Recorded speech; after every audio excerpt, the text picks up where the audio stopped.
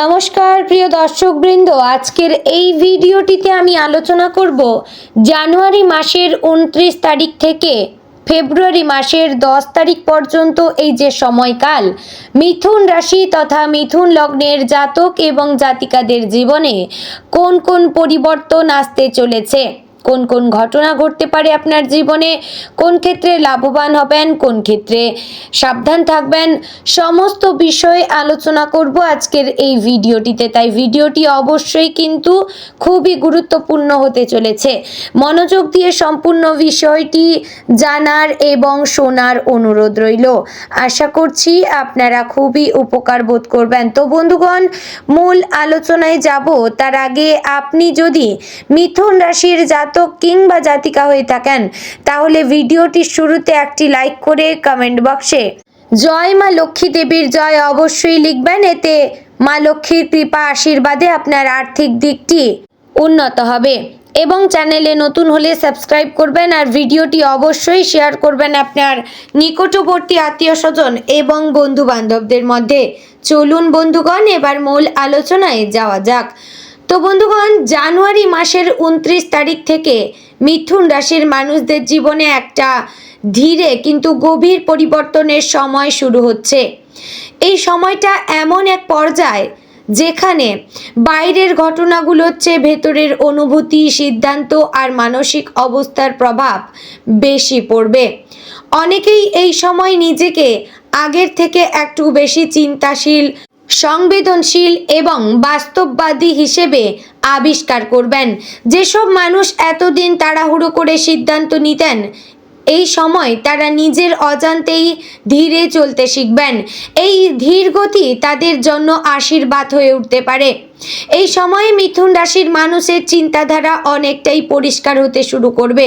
দীর্ঘদিন ধরে যেসব বিষয় নিয়ে দ্বিধা, সংশয় বা মানসিক টানাপোড়েন চলছিল সেগুলোর অনেকটাই এখন স্পষ্ট রূপ নিতে শুরু করবে।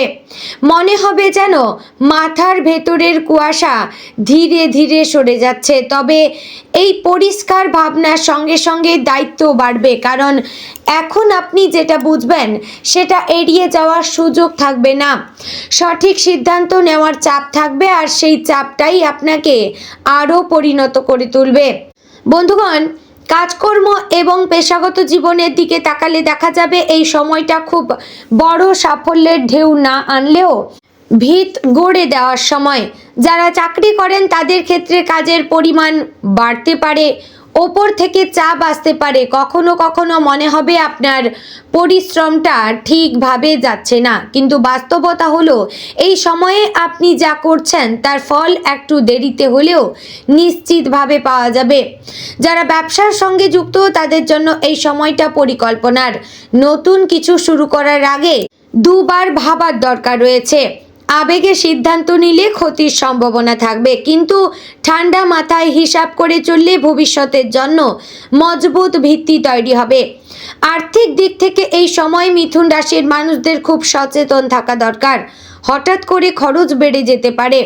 পরিবারের জন্য, নিজের স্বাচ্ছন্দ্যের জন্য বা আবেগের বশে এমন কিছু খরচ হতে পারে যা পরে একটু চাপের কারণ হবে। এই সময় ধার দেওয়া বা বড় অঙ্কের টাকা কাউকে বিশ্বাস করে দিয়ে দেওয়া ঠিক হবে না। আবার ভালো দিক হলো, যারা দীর্ঘদিন ধরে আটকে থাকা টাকা বা পাওনার অপেক্ষায় ছিলেন তাদের ক্ষেত্রে ধীরে ধীরে সেই বিষয়ে অগ্রগতি দেখা যেতে পারে। অর্থ আসবে, কিন্তু ধীরে এবং পরিমিতভাবে। পারিবারিক জীবনে এই সময়টা একটু সংবেদনশীল। পরিবারের কোনো সদস্যদের কথা বা আচরণ আপনাকে ভেতর থেকে নাড়া দিতে পারে। ছোট বিষয় নিয়ে ভুল বোঝাবুঝি তৈরি হতে পারে, বিশেষ করে যদি আপনি নিজের কথা পরিষ্কারভাবে না বলেন। মিথুন রাশির মানুষ সাধারণত মনের কথা চেপে রাখেন, আর এই সময় সেটা করলে সমস্যা বাড়তে পারে। শান্তভাবে কথা বললে অনেক জটিল বিষয় সহজ হয়ে যাবে। বয়স্ক মানুষদের স্বাস্থ্যের দিকে একটু বেশি নজর দেওয়ার দরকার। তাদের সঙ্গে সময় কাটানো আপনার নিজের মনকে শান্ত করবে। প্রেম এবং সম্পর্কের ক্ষেত্রে এই সময়টা খুব বাস্তববাদী। করে তুলবে আপনাকে। যারা সম্পর্কে রয়েছেন তারা বুঝতে পারবেন সম্পর্কটা আসলে কোন দিকে যাচ্ছে। আবেগের চশমা খুলে বাস্তবকে দেখার সময় আসবে। কিছু সম্পর্ক আরও গভীর হবে, কারণ সত্যিকারের বোঝাপড়া তৈরি হবে। আবার কিছু ক্ষেত্রে মনে হতে পারে আপনি আর আগের মতো অনুভব করছেন না। এই সময়ে তাড়াহুড়ো করে কোনো সিদ্ধান্ত না নেওয়াই ভালো। যারা অবিবাহিত তাদের জীবনে এই সময় নতুন কারো আগমন হতে পারে, কিন্তু সেই সম্পর্ক ধীরে ধীরে গড়ে উঠবে। হঠাৎ প্রেম, হঠাৎ সিদ্ধান্ত, এই সময়ে এসব টিকবে না। স্বাস্থ্যগত দিক থেকে এই সময় মিথুন রাশির মানুষদের বিশেষ করে মানসিক স্বাস্থ্যের দিকে নজর দেওয়ার দরকার রয়েছে। অতিরিক্ত চিন্তা, ঘুমের সমস্যা, মাথার ভেতর সারাক্ষণ কিছু না কিছু চলতে থাকা, এই বিষয়গুলো দেখা দিতে পারে। শরীর খুব বড় কোনো সমস্যার ইঙ্গিত না দিলেও ক্লান্তি জমে যেতে পারে। নিয়মিত বিশ্রাম, হালকা ব্যায়াম আর নিজের জন্য কিছু একান্ত সময় খুব দরকার হবে। এই সময়ে নিজের শরীরের ছোট সংকেতগুলো অবহেলা করলে বড় সমস্যা তৈরি হতে পারে। এই সময়ে আধ্যাত্মিকতা বা নিজের ভেতরের জগতের প্রতি আকর্ষণ বাড়াতে হবে। অনেক মিথুন রাশির মানুষ হঠাৎ করে প্রার্থনা, ধ্যান বা নিরিবিলি থাকার দিকে ঝুঁকবেন। এটা কোনো দুর্বলতা নয়, বরং ভেতরের শক্তি সঞ্চয়ের সময়। যারা সৃষ্টিশীল কাজের সঙ্গে যুক্ত, লেখা, গান, আঁকা, ভাবনা, তাদের জন্য এই সময়টা খুব গভীর এবং ফলপ্রসূ হতে পারে। একাকিত্ব এখানে কষ্টের নয়, বরং অনুপ্রেরণার উৎস হয়ে উঠবে।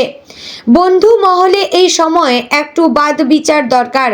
সবাই আপনার ভালো চায় না, এটা আপনি এই সময়ে খুব স্পষ্টভাবে বুঝতে পারবেন।